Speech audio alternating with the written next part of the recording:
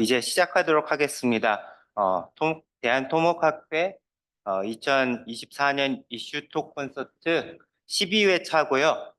지금 미래 엔지니어가 본 토목공학이라는 주제로 지금 8월 달에는 두 차례 이슈 콘서트를 갖고 있습니다. 지난 1회 차에는 미래 엔지니어가 본 토목공학 1회 차에는 그 학부생 시선으로 본 토목 관련 공모전, 그다음에 기업 연계 활동들에 대해서 토의를 가지는 시간을 가졌습니다. 어, 톡 콘서트, 이슈 톡 콘서트는요, 예, 대학생위원회에서 발제를 하고, 그다음에 토론자분을 모시고 질의응답을 갖는 그런 형태로 진행이 됩니다. 채팅창을 통해서도 말씀드렸지만요, 굉장히 많은 분들께서 들으시면 좋은 내용인 것 같습니다. 그래서 주위에 좀 관심이 있는 분들 계시면 많이 좀 홍보를 해서 늦게라도 참석할 수 있게 해주시면 감사하겠습니다. 오늘 두 분 토론자를 모셨고요. 건설기술연구원 선임연구위원이신 곽종원 위원님 모셨고, 그 다음에 이제 성균관대학교 박승희 교수님 모셨습니다. 이따 다시 이제 인사하실 기회가 있으실 것으로 알고요.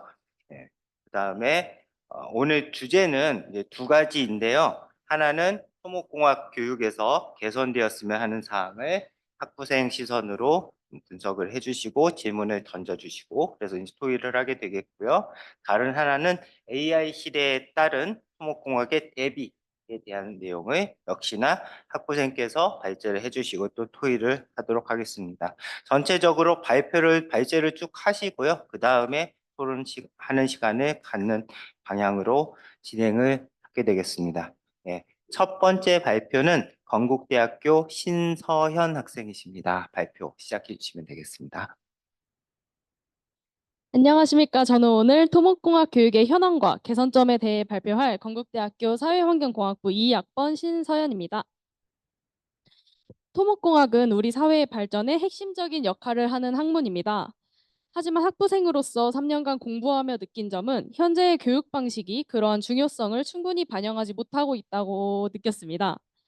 네, 지금부터 토목공학과의 학부생으로서 공부하며 느낀 교육의 현황과 개선점에 대해서 말씀드리겠습니다. 먼저 토목공학 교육의 현황을 살펴보고 그로부터 도출한 개선점 3가지를 제시하며 마무리하겠습니다. 많은 사람들이 토목공학은 낡은 학문이다라는 오해를 가지고 있습니다. 이와 같은 인식은 토목공학을 전공하는 학생으로서 매우 안타깝게 느껴지는데요. 토, 어, 토목공학이 왜 이러한 이미지로 굳혀졌는지에 대해서 제가 생각을 해보니까 제 생각에는 토목공학이 다루는 구조물의 주기가 길기 때문인 게 큰 영향을 미치는 것 같습니다. 기술적 혁신이 있어도 실제로 우리 사회에 반영되기까지는 오랜 시간이 걸리기 때문입니다. 이는 토목공학이 마치 정체된 학문처럼 보이게 만드는데요. 이러한 오해를 막기 위해서는 교육에서의 혁신이 필수적입니다. 교육은 사회를 변화시키는 데에 가장 강력한 도구이기 때문입니다. 그렇다면 토목공학 교육에서 무엇이 변화해야 혁신이 시작될까요? 이제부터 제가 공부하며 느낀 개선점을 말씀드리겠습니다. 첫 번째 문제는 정체된 교육 방식입니다. 현재 교육 방식은 오래된 내용을 정형화된 방식으로 전달하는 것 같습니다. 강의는 대개 실용적인 계산법에 집중되어 있어 학생들은 왜 이런 계산을 하는지 그런 데에 대한 이해가 부족합니다. 실제로 저희 학교 교수님께서 자주 풀이해 주셨던 문제를 실제 현장에 접목하여 살짝 변형해서 시험 문제로 출제하신 적이 있었는데요. 해당 문제는 실제 난이도에 비해서 낮은 정답률을 기록했습니다. 자료 사진은 제가 직전 학기에 공부했던 강의 자료입니다. 보시다시피 문제는 무엇을 구하시오. 풀이 과정은 계산식, 그리고 정답은 숫자로 이루어져 있습니다. 교수님께서는 학생들의 니즈에 따라서 토목기사 취득에 도움이 되는 내용을 위주로 가르쳐 주셨고, 저도 열심히 쓰고 외웠지만 여전히 이 내용을 실무에 적용할 수 있으리란 자신감이 들지 않습니다. 현재 배우고 있는 내용이 실무에서 어떻게 활용되는지에 대한 이해가 부족하기에 실무에 필요한 창의적 사고력을 기르는 데에도 어려움이 있습니다. 그렇다면 어떻게 해야 교육과 사회의 톱니바퀴를 돌릴 수 있을까요? 먼저 교육혁신이라는 키워드 아래에서 프로젝트 및 실험과 같이 사고력을 요하는 과목이 확대되어야 합니다. PBL은 문제 기반 학습으로 학생들이 실제 문제를 해결하는 능력을 키우는 데 효과적입니다. 종합설계 과목이 PBL 과목 중에 하나인데요. 학생들은 종합설계 과목을 통해서 졸업 전에 그간 공부해온 이론들을 실제로 적용해 볼 수 있습니다. 프로젝트를 진행하며 문제를 분석하고 해결하는 과정을 배우면서 학생들이 다양한 요소를 고려하고 창의적으로 생각할 수 있도록 돕습니다. 이러한 설계 과목을 확대하여 학생들이 학기 중에도 중간중간 본인의 지식을 확인하고 또 배움의 의미를 찾을 수 있도록 도와야 합니다. 학생 참여형 수업 방식의 확대와 더불어 산학 협력도 강화해야 합니다. 토목공학의 특성상 실습 수업에서도 현장을 그대로 구현해내기가 어렵습니다. 프로젝트를 진행할 때에도 작은 스케일의 모형과 기구에 의존해야 하는데요. 이러한 문제를 해결하기 위해서 기업체와의 협력을 강화하여 학생들이 실제 현장에 적응할 수 있도록 도와야 합니다. 또한 교재가 최신화되어야 합니다. 작년에 대한토목학회 대학생위원회에서 분석한 바에 따르면 총 34개의 교 중에서 13개 교에서 4차 산업혁명과 관련된 과목이 여전히 개설되어 있지 않다고 합니다. 뿐만 아니라 개설되었을지라도 별도의 교재가 없어서 수업 내용을 기반으로 직접 찾은 자료에 의존해 공부해야만 하는 경우가 많습니다. 이로 인해 학생들은 피로감을 느끼며 흥미를 잃기도 하는데요. 따라서 최신 기술과 이론을 반영한 교재를 개발하여 학생들이 학습하는 내용을 더 풍부하고 흥미롭게 공부할 수 있도록 해야 합니다. 토목공학을 위한 표준 교과 과정에 대한 연구에서는 4차 산업혁명과 관련된 최신 기술들이 토목공학 교육 과정에 어떻게 통합되어야 하는지에 대해서 설명하고 있는데요. 빅데이터 분석이나 인공지능을 활용하는 법을 교육하는 것도 중요하지만 이러한 기술들이 토목공학 분야에서 어떻게 활용될 수 있으며 그 기대 효과는 무엇인지를 교육 과정에 포함시키는 것도 좋을 것 같습니다. 다음으로는 과목의 분야 편향성을 개선해야 합니다. 그래프를 보시면 과목에 따라 편성된 과목의 수에서 수업의 개수에서 큰 차이가 보입니다. 특히나 학생 조사를 기반으로 한 분야별 선호도 가중치를 부여하면 그 불균형이 더 도드라집니다. 특정 분야에만 과도하게 집중된 과목 편성은 다양한 분야에서의 전문성을 개발할 수 있는 기회를 제한하며 그래프를 예를 들어 보자면 지역 및 도시계획학 분야에 관심 있는 학생들은 충분한 교육을 받지 못하고 있는 반면에 수해안 한만공학 분야에 대한 수업은 과도하게 개설되어 어쩔 수 없이 수강하게 되는 경우도 발생하게 될 것입니다. 이로 인해 학생들은 특정 분야에서만 강점을 가지게 될 수 있으며 이는 졸업 후 진로 선택의 폭을 좁히는 결과를 초래할 수도 있습니다. 이렇듯 과목 편성은 학생들의 흥미와 진로 설정에 직결되기 때문에 문제를 해결하기 위해 각 학교에서는 전공 과목 개설 전 학생들의 선호도를 조사하고 고려하여 교과목을 균형 있게 배치하려는 노력이 필요합니다. 마지막으로 전국 대학교 토목공학과 간의 교과과정 표준화가 필요합니다. 학과 구조 및 명칭의 개편에 따라 현재 토목공학과는 다양한 명칭으로 불리우고 있습니다. 언뜻 보기에는 아예 다른 내용을 배우는 학과 같기도 합니다. 그러다 보니 교과 과정에서도 큰 차이가 발생하는데요. 이러한 문제로 인해 교과 과정이 복잡해지며 타 대학 학생들과의 교류 시 학습 내용에서 큰 차이가 느껴지기도 합니다. 과목 간의 연계성이 다소 느슨해지기도 하고요. 공학 교육 인증 평가 목표의 달성을 저해하기도 합니다. 표준화된 교과 과정은 학생들이 어느 대학에서 교육을 받더라도 일정 수준 이상의 전문 지식과 실무 능력을 갖출 수 있도록 보장합니다. 학생들 간의 학습 경험을 표준화하여서 토목공학 교육의 기준을 재확립함으로써 모든 토목공학과 학생들의 졸업 후 능력이 보장되었으면 좋겠습니다. 지금까지 토목공학 교육의 현황과 개선점을 살펴보았습니다. 교육의 혁신은 단순히 학생들의 성장뿐만 아니라 사회 전체의 발전을 促진하기 위해 반드시 필요한 과정입니다. 오늘의 교육이 내일의 사회를 결정한다는 믿음으로 우리의 교육이 보다 실질적이고 균형 잡힌 방향으로 나아가기를 기대합니다. 감사합니다.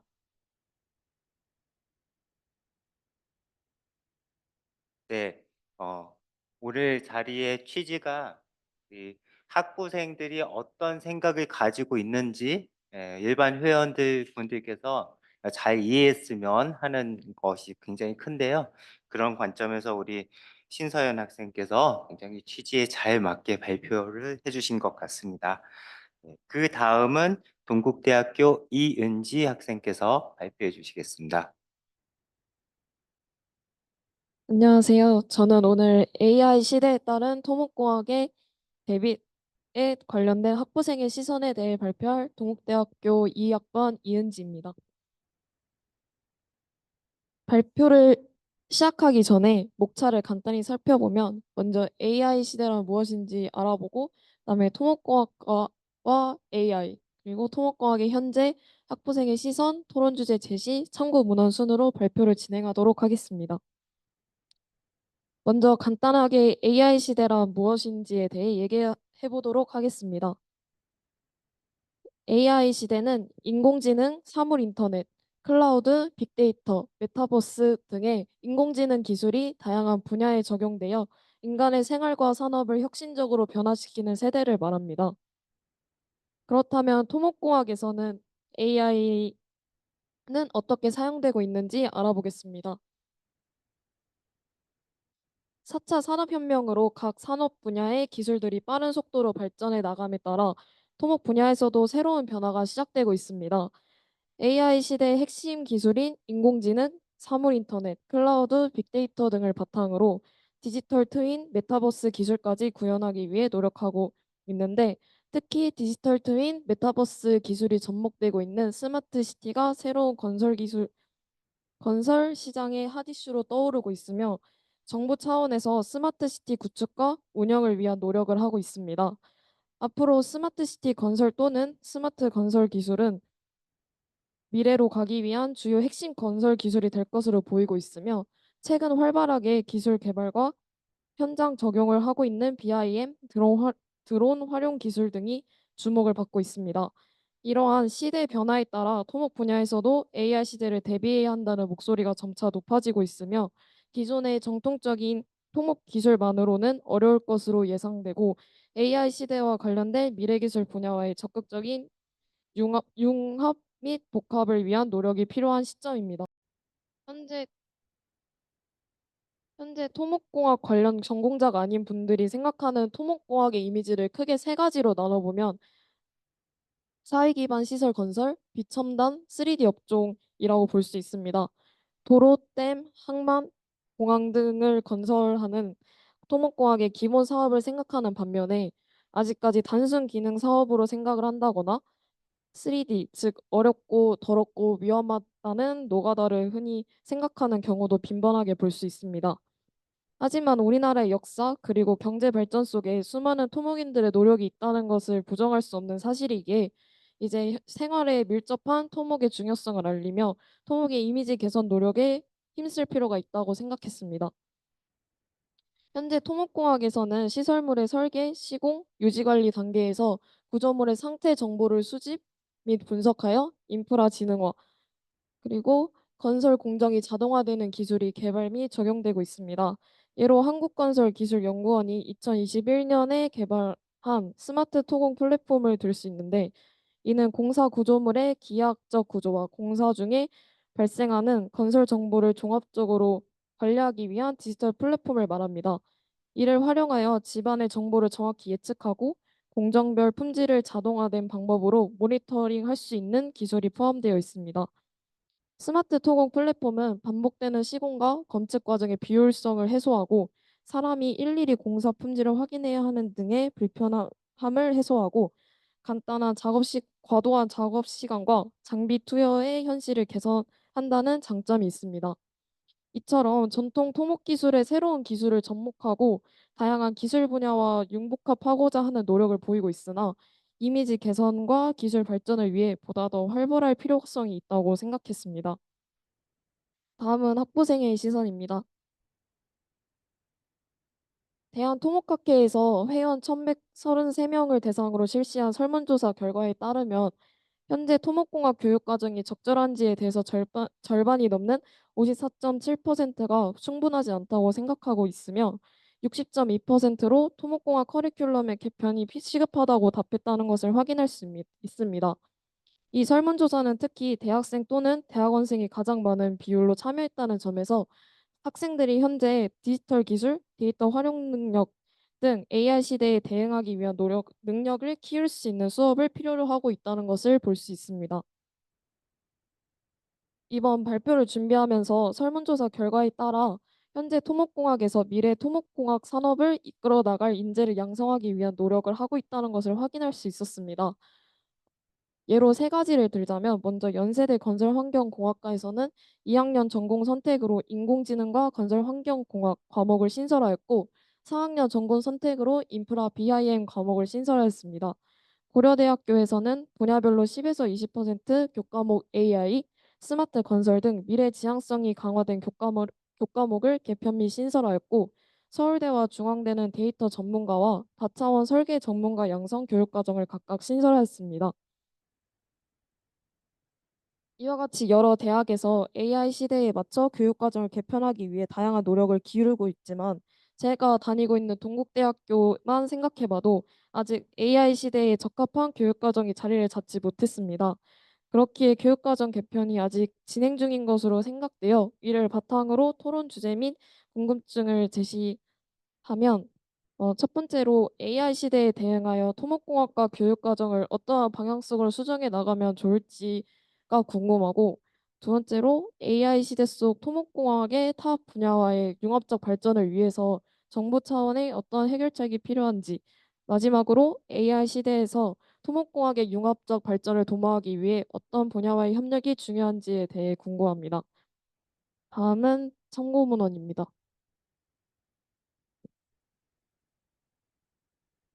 네, 이상으로 발표를 마치도록 하겠습니다. 감사합니다.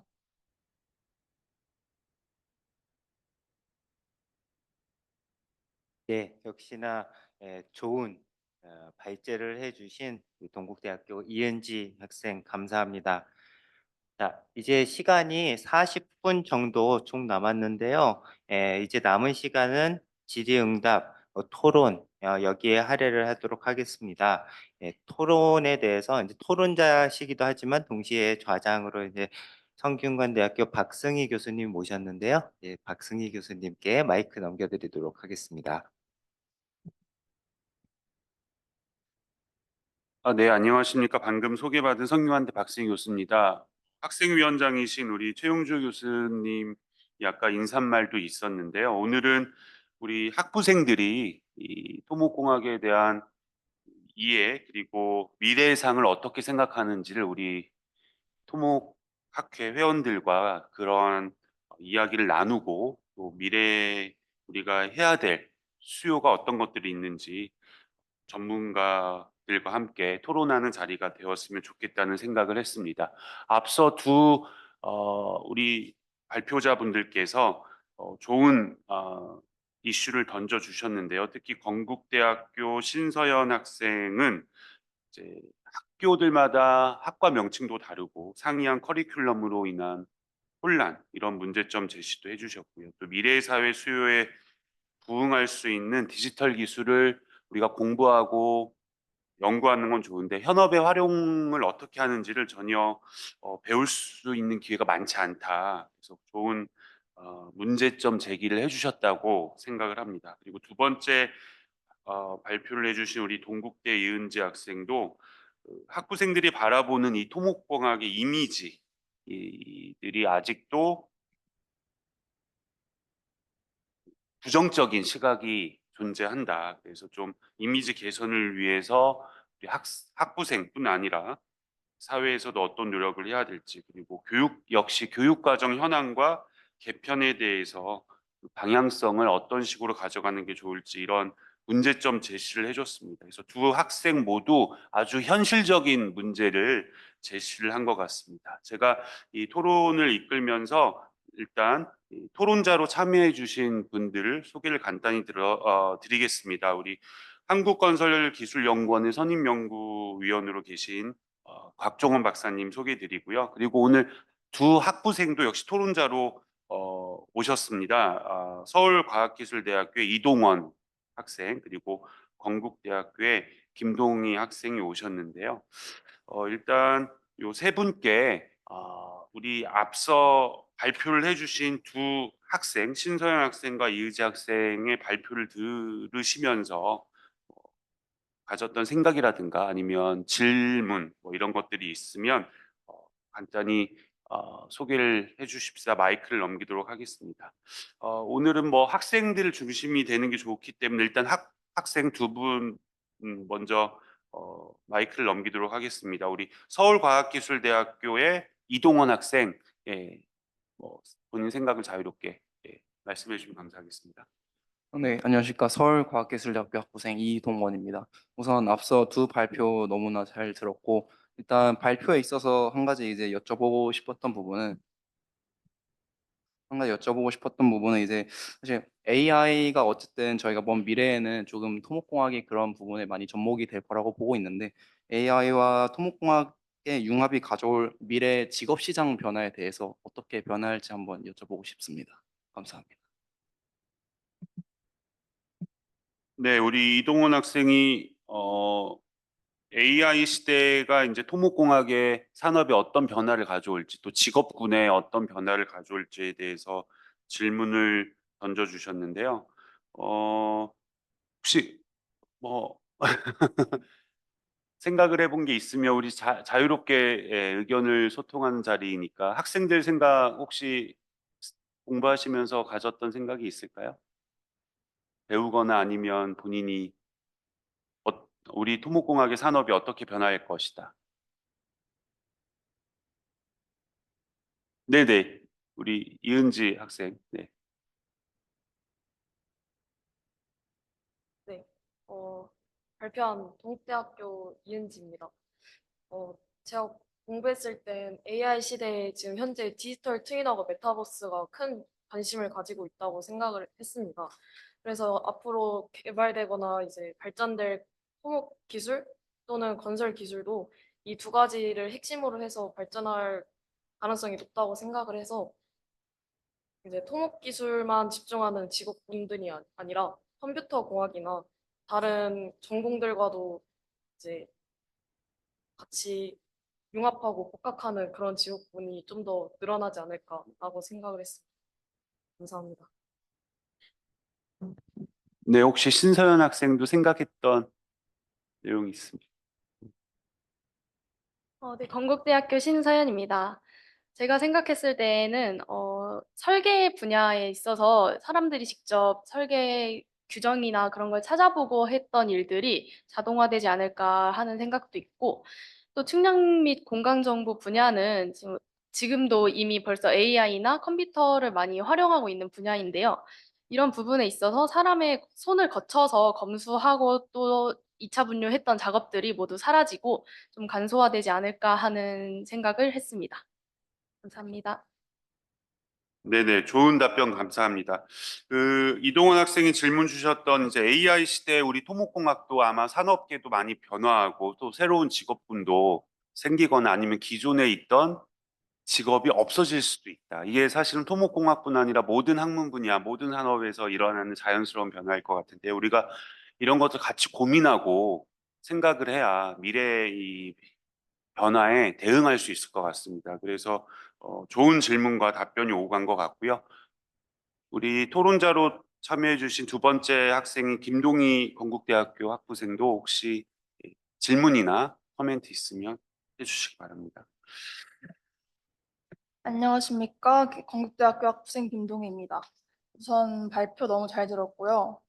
교육 관련해서 질문을 하나 드리자면 발표를 통해서 토목공학과의 개설 과목에 있어서 어떤 분야 편향성이 존재한다는 것을 확인할 수 있었는데요. 발표에서는 편향성을 개선하기 위해서 학생 선호도를 기준으로 균형 있게 교과목을 배치를 해야 된다고 의견을 주셨는데요. 이 외에도 학부생 입장에서는 판단하기 어려운 예를 들어 취업 후 실무에서 좀 중요시되는 과목에 좀 더 가중치를 준다거나 사회적으로 발전이 요구되는 분야의 과목 수를 늘리는 등 여러 가지 기준점이 필요할 것 같습니다. 죄송합니다. 이와 같이 과목 개설에 있어서 어떤 기준들을 좀 추가적으로 고려해야 할지 의견을 여쭤보고 싶습니다. 네네, 좋은 질문 감사합니다. 이제 교과목이 어떻게 변화할지에 대해서 질문을 주신 것 같아요. 네, 혹시 발제자 참여하신 우리 이번엔 신서연 학생부터 본인이 배웠던 교과목, 그리고 아까도 교과목 커리큘럼에 약간 현재 문제점을 제시해 주셨는데, 그러면 본인이 생각했을 때 어떤 방향으로 좀 더 변화하면 좋을지 혹시 생각했던 내용이 있으면 말씀해 주시면 감사하겠습니다.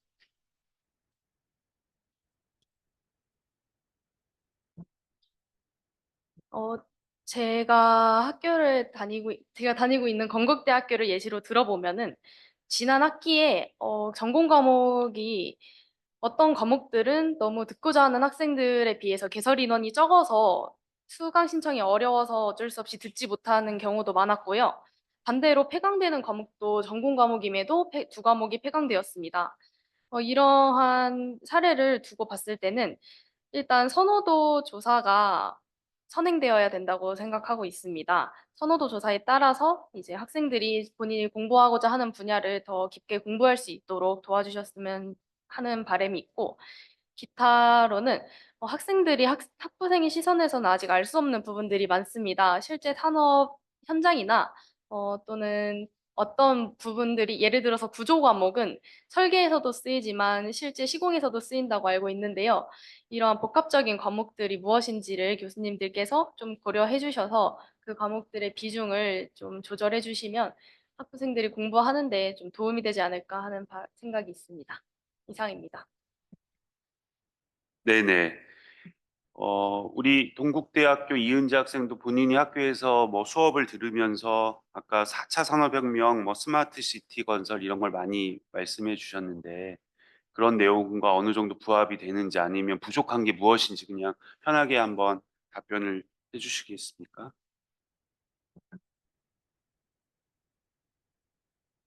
네.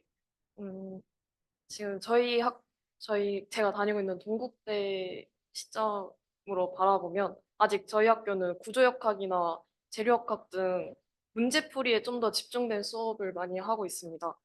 그리고 또한 실험 수업도 아직 장소가 잘 마련되지 않거나 아니면 장비가 마련이 제일 잘 되어 있지 않아서 제대로 진행되지 못하는 경우가 많았고, 과목명은 스마트 건설 기술 이런 것처럼 이제 스마트 기술을 배워나가는 수업처럼 과목명이 적혀 있긴 했는데, 실제로 막상 들어보면은 이제 컴퓨터로 간단하게 프로그램을 살짝 해본 뒤에 결국에는 이론 쪽으로만 집중을 하는 경우가 많았습니다.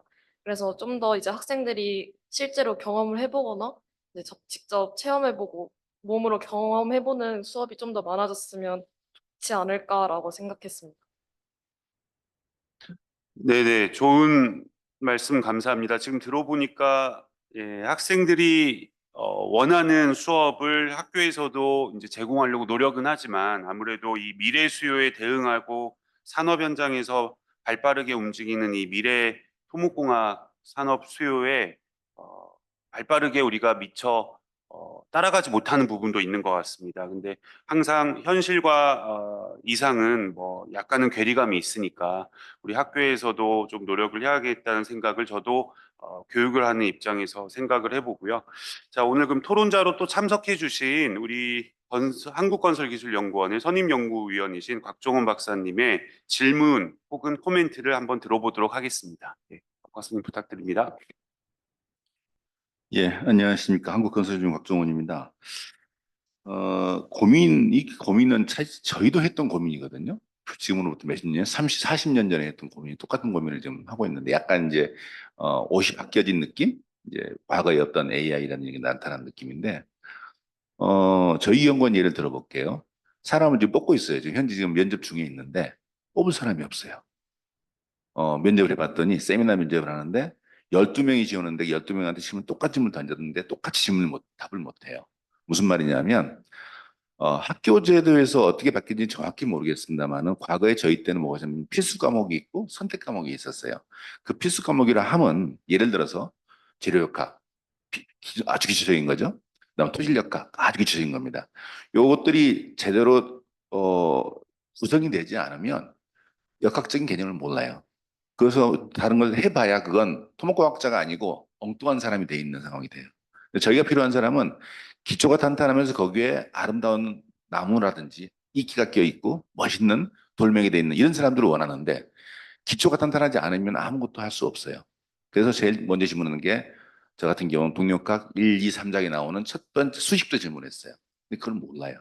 그럼 이 사람은 공부를 안 했네? 라는 생각이 들기 시작하는 거예요. 그 말씀 먼저 드리고 싶어서 그래서 학교 교육이 많이 필요하다 그러면 먼저 기초적인 아주 필수적인 과목들은 꼭 해야 됩니다. 안 듣도록 하면 안 돼요. 들어야 되는데 어떻게 보면 선택하니까 어려우니까 하기 싫으니까 안 하는 경우가 생겨요. 이런 경우는 정말로 많은 실수를 하는 그런 교육 과정인 것 같고요. 그다음에 여기가 보니까 또 뭐 분야 편향성을 우리 발표했을 때 보니까 내용을 봤는데 여기 빠진 게 뭐가 있냐면 사회에 나갔을 때 필요한 것 중에 법, 제도, 그다음에 파이낸싱 이 부분들이 굉장히 중요해요. 근데 학교에 가르쳐 주지 않아요. 어느 학교도. 다들 역학 가르치려고 하지 그런 건 안 가르치거든요. 다시 말하면 어, 토목공학은 다른 편으로 말하면 경제학이거든요. 최소의 비용으로 원하는 퍼포먼스를 내는 시설물을 제공해 주는 거. 그게 우리 토목공학 학자들이 할 일인데 거기서 최소의 비용이란 말은 결국 경제학이 들어가지 않으면 의미가 없는 거예요. 그다음에 그걸 하려고 그러면 결국은 어떤 컨트랙트가 이루어지는데 그 법과 어떤 계약 사항들이 분명히 특히나 해외 같은 경우 더더욱 큰 문제 됩니다. 그래서 그런 경우가 아무도 안 가르쳐줘요. 그럼 결국은 밖에 나가서 실수를 하면서 배울 수밖에 없는 상황이 됩니다. 그래서 제 밖에서 바라보는 연구원에 바라보는 우리 학교 교육에 필요한 것들 중에서 그러한 법, 제도, 그다음에 소위 말하는 파이낸싱에 관련된 내용들을 배워주지 않으면 밖에 나가 실수를 한다. 그 말씀 또 드리고 싶고요. 또 빠져있던 게 기후변화 대응에 관한 내용이 빠져 있더라고요.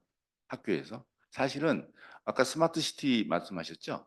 근데 스마트 시티는 결국은 어떤 인프라를 기본으로 해서 스마트 시티가 이루어져야지만 탄탄한 기초가 있어야 위가 이루어지듯이 예를 들어 기후변화 대응형 도시의 인프라가 먼저 만들어지고 거기에 도시가 올라가고 거기 위에 IoT가 씌워지고 AI가 씌워지고 스마트한 것들이 씌워져야지만 안에 게 튼튼하고 밖에 게 이루어질 수 있는 건데 그가 작동이 되는데 그게 안 돼서 아무 의미 없잖아요.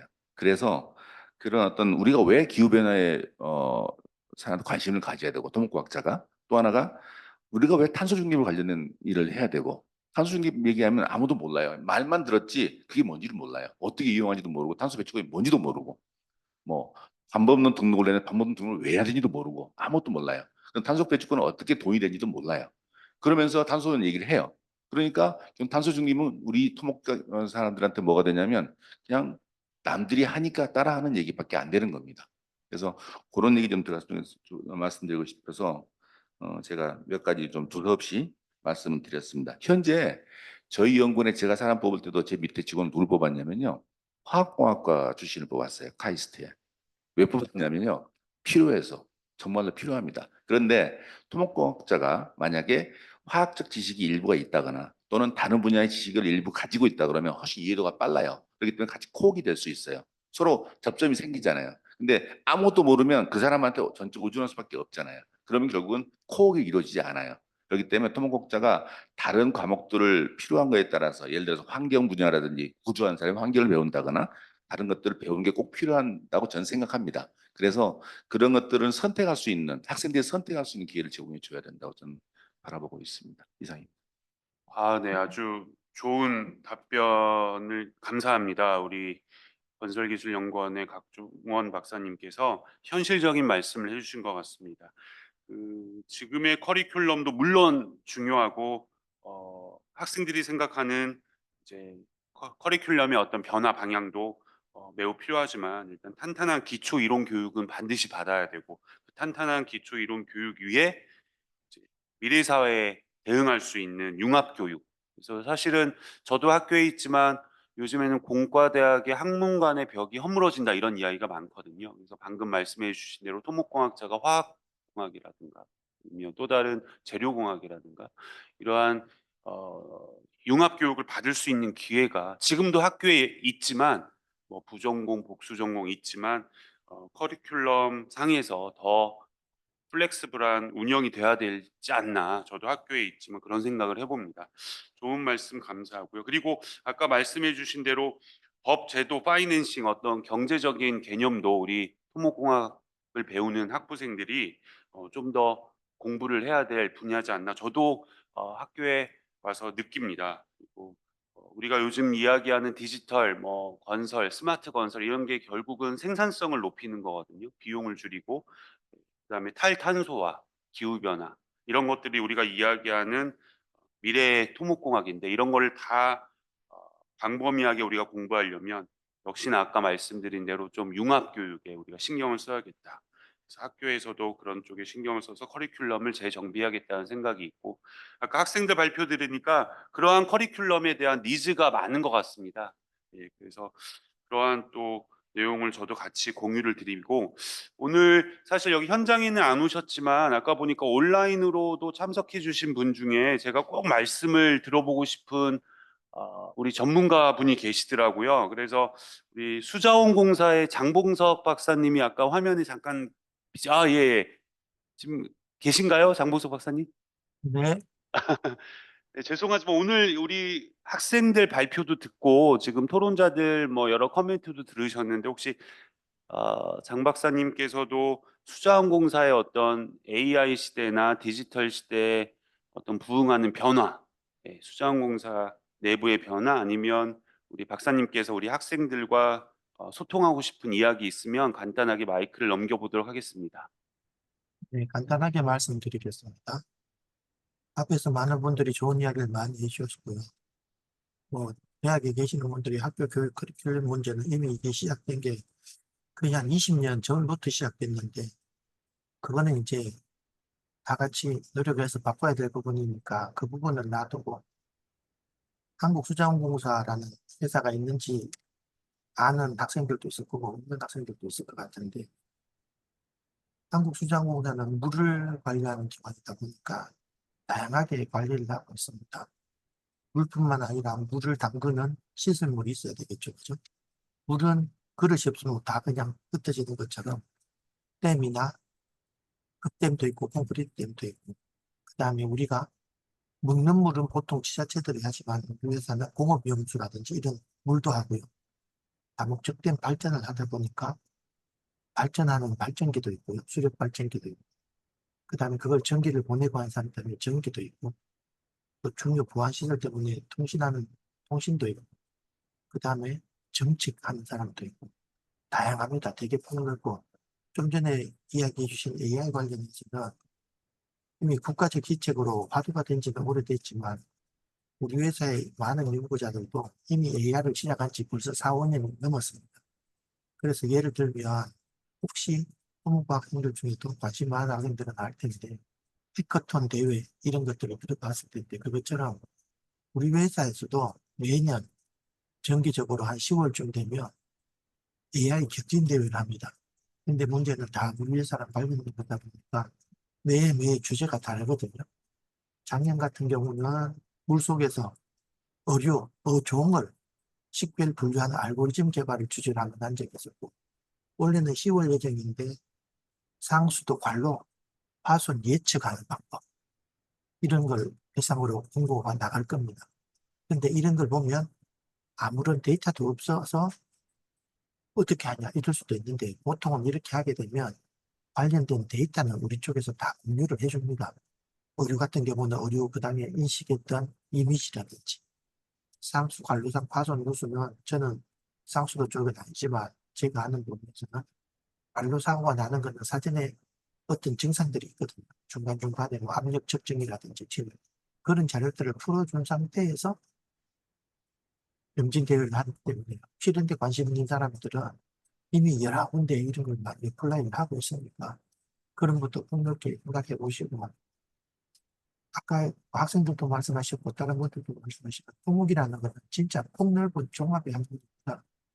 과거에 요즘은 그런 이야기가 없죠. 옛날에 우리 때까지만 해도 토목은 모든 공학의 응원이라는 소리까지 있었거든요.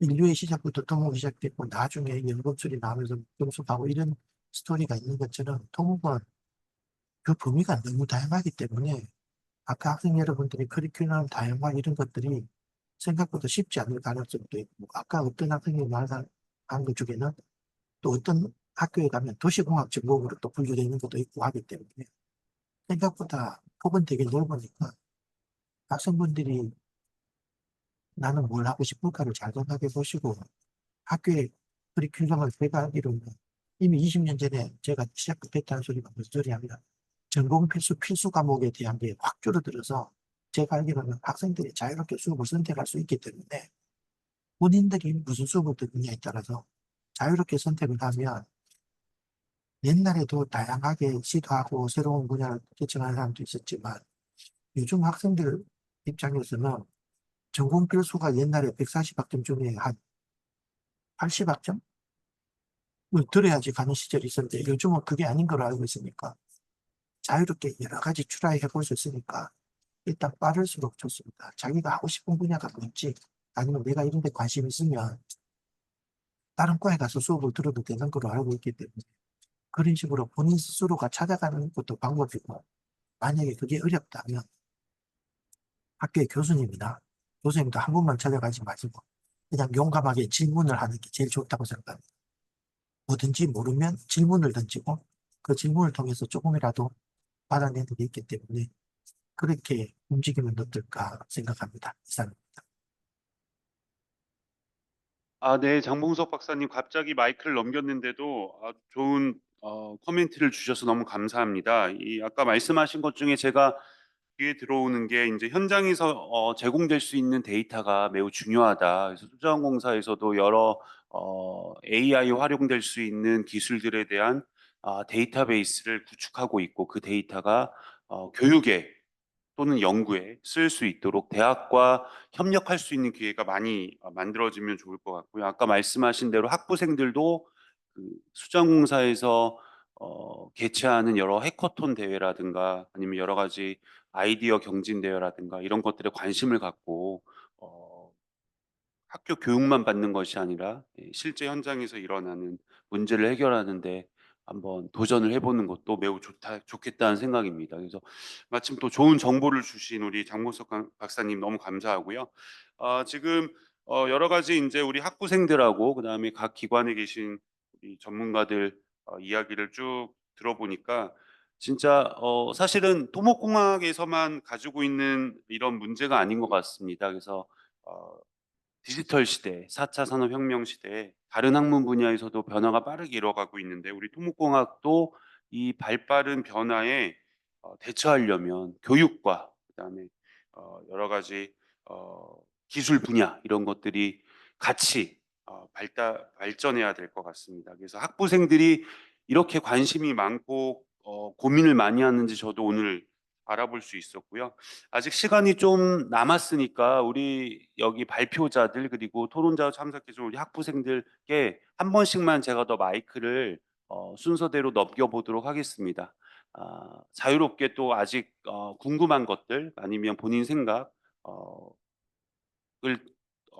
한 번 더 말씀해 주시면 감사하겠습니다. 우리 첫 번째 발표해 주셨던 신서연 학생부터 그러면 한 번 더 마이크를 넘기도록 하겠습니다.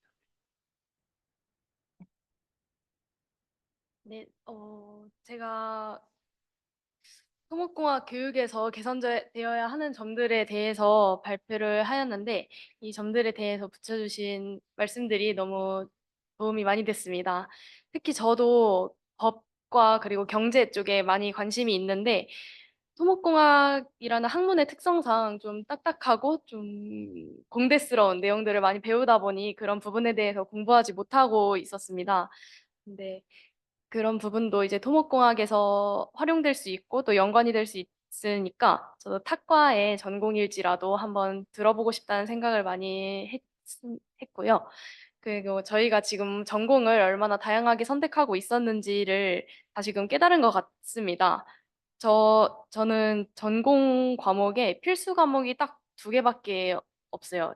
인문 설계 그리고 종합 설계 이렇게 두 과목밖에 없는데 그만큼 다양하게 선택하고 있으니까 조금 더 관심을 가지고 더 공부를 다방면에서 해보겠다고 다짐할 수 있는 계기가 되었습니다. 감사합니다.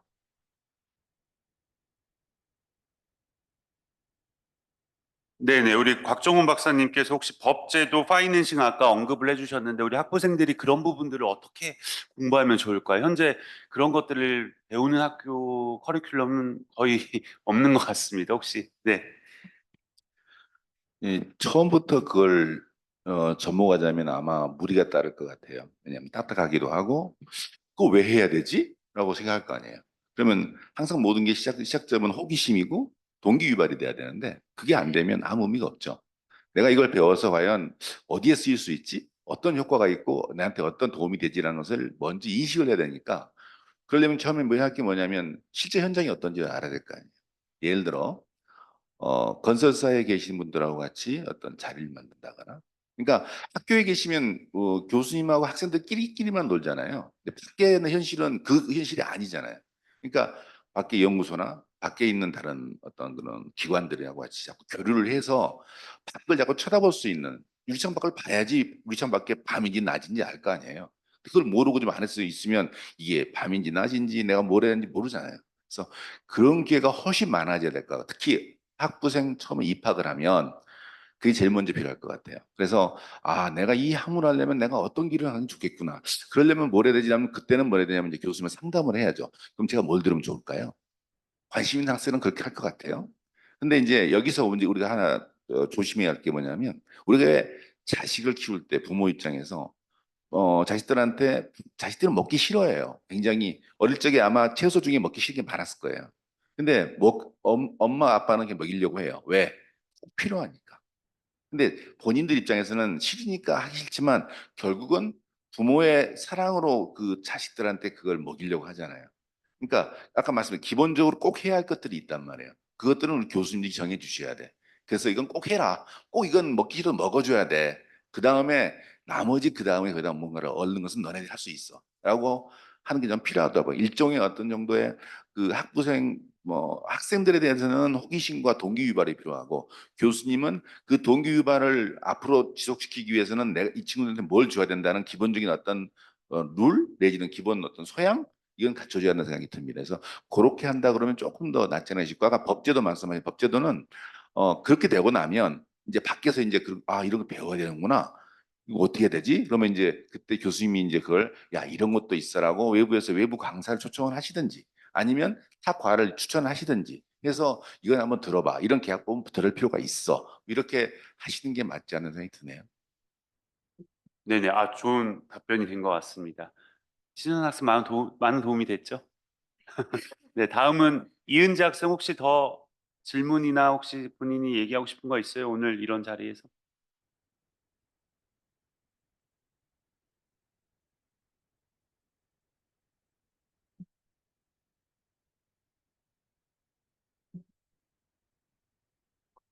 네, 저도 오늘 이제 발표 준비하면서 이제 AI 시대인 요즘에 통역 기술이 어떤 기술 가지고 있는지 그리고 교육 과정이 어떻게 개편되는지 알 수 있어서 좋은 시간이었고요.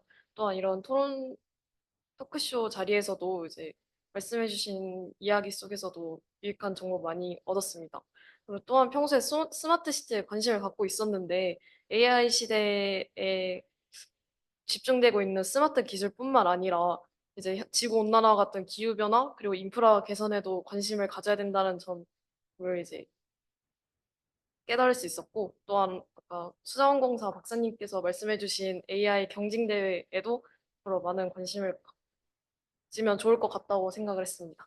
감사합니다. 네, 감사합니다. 오늘 토론자로 참여해 주신 이동원 학생 또 마지막 마무리 멘트 겸 네, 생각을 한번 들어보도록 하겠습니다. 네, 우선 일단 사실 오늘 발표와 토론을 좀 진행하면서 이제 대표적으로 AI와 교육이란 주제에 대해서 저희가 좀 이야기를 나누어 보았는데, 사실 이제 스마트 건설 기술에 대해서 앞으로 토목공학이 나아가야 할 정말 큰 미래라고 생각을 하고 있는데, 이 부분에서 아무래도 실제 현장에서의 법제화가 이제 좀 현실적으로 또 필요한 부분이라고 생각을 하고 있고, 이제 단순히 교육 과정에서뿐만 아니라 그걸 넘어서서 현장 법제화, 그리고 이제 현장에 접목을 시키고 그 접목된 기술들을 이제 교육 과정을 또 끌어오는 그런 부분이 중요할 거라고 생각을 하게 되었습니다. 그리고 두 번째로는 이제 교육 관련해서 어떻게 되었든 이제 좀 사실 이론 중심적인 교육임을 이제 맞고 이제 좀 사실 중요한 건 맞습니다. 이제 이론이나 기초적인 부분, 아까 이제 박사님께서 말씀 주셨던 뭐 재료역학이나 이런 부분들이 중요한 것도 맞지만, 조금 이제 학부생들 이제 1학년부터 4학년 동안 이제 수업을 듣는 동안 조금 현장이나 아니면 좀 스마트 건설 기술, BIM 이런 것처럼 조금 다양하고 이런 프로젝트를 진행하면서 이제 토목공학에 대해서 좀 더 흥미를 느끼고 이제 토목공학에 애정을 가질 수 있는 그런 교육 과정이 개편되었으면 좋겠다라는 생각을 하게 되었습니다. 감사합니다. 네, 감사합니다. 마지막으로 우리 김동희 건국대학교 학생도 뭐 마무리 멘트 겸 생각을 한번 들어보도록 하겠습니다. 이동원 학생 의견과 비슷하게 좀 현재는 AI 건설 현장에 있어서 AI 자체가 그렇게 많이 도입은 되어 있지 않다고 알고 있는데요. 이유 중 하나가 AI 자체가 좀 법적 책임을 지기가 어렵기 때문에 그러지 않을까라는 생각도 들었습니다. 또 그래서 이거와 관련해서 좀 간단한 질문을 드리고 싶은 게 현재 좀 AI 기반으로 건설 업무를 수행할 시에 법적 근거가 좀 현 시점에서 잘 마련이 되어 있는지 또 개선되어야 할 부분이 조금 어떻게 더 있을지 궁금증이 생겨서 질문 간단하게 드려보고 싶습니다. 네네. 지금 뭐 AI, 그러니까 우리가 얘기하는 인공지능을 건설 현장이나 그다음에 우리 사회 인프라 공학에 접목할 수 있는 니즈는 엄청 많다고 우리가 지금 이야기를 했는데요. 지금 질문 주신 게 그런 법적 근거가 제대로 작동하는지 질문 주셨는데요. 당연히 아직 완벽하지 않습니다. AI라는 건 미래에 부응하는 어떤 산업 패러다임 변화고요. 근데 일례로 아까 발표자께서 해주셨던 뭐 스마트 건설, 그러면 스마트 건설 기준에 대한 어떤 기준, 법 제도 이게 이제 만들어지고 있어요. 국토부, 뭐 산자부, 환경부 거기에서도 계속 공청회가 열리고 그래서 그런 제도적인 장치는 지금 현재 진행 중이다 이렇게 말씀을 드릴 수가 있을 것 같습니다. 예. 오늘 뭐 시간이 거의 준비된 시간이 된 것 같아요. 제가 토론회를 좌장을 맡으면서 보니까 아까 좋은 전문가분들이 말씀을 많이 해주셨고 또 학생들이 좋은 발제도 해주시고 질문도 해주시고 또 소감도 말씀해 주셨는데 아까 장봉석 박사님이 말씀해 주신 대로 토목공학은 종합 학문인 것 같습니다.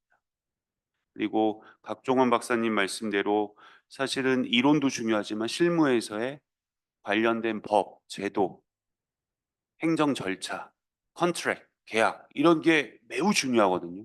기술 개발만 되는 게 아니라 지금 마지막 학생이 발표해 주셨듯이 거기에 대한 법적 근거나 제도가 마련이 된 상태에서 현장에서 운영되고 시공되고 또 유지 관리가 돼야 되는 건 학문인 것 같습니다. 그래서 어려움은 있지만 그만큼 기회가 맞는 학문이다.